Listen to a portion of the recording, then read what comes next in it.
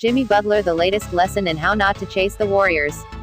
Jimmy Butler, the latest lesson in how not to chase the Warriors.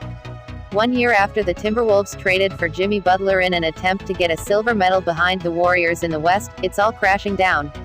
Once again, a team has tried to fast-track to relevance in the NBA's Western Conference during the tyrannical rule of the Golden State Warriors, and once again, boom.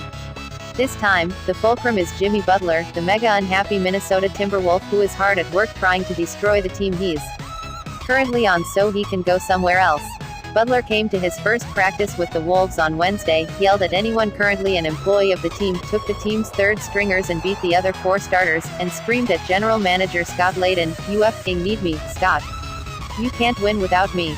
For confirmation, Rachel Nichols of ESPN interviewed Butler on the subject.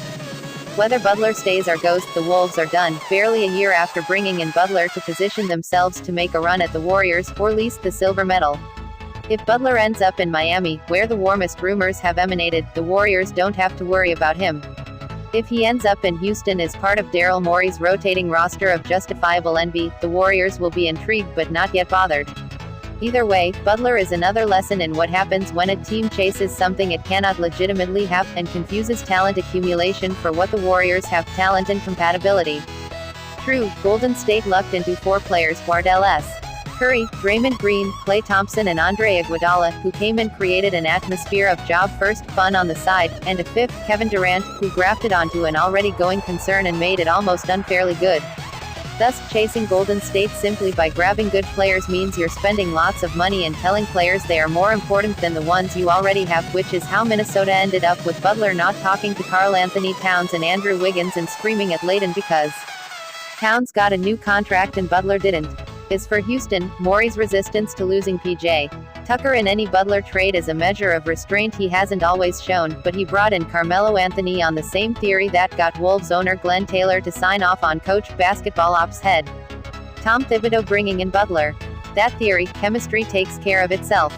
It doesn't. Truth is, the Warriors didn't know what they had until they got it, but they recognized that whatever they were going to be, they could do it with players who valued themselves a close second to the great far good of championships.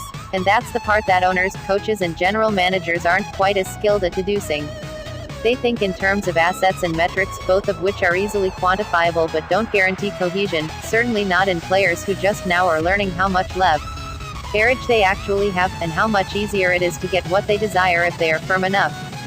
Butler is 29, and doesn't want to spend any more time being underpaid, underappreciated or underheated.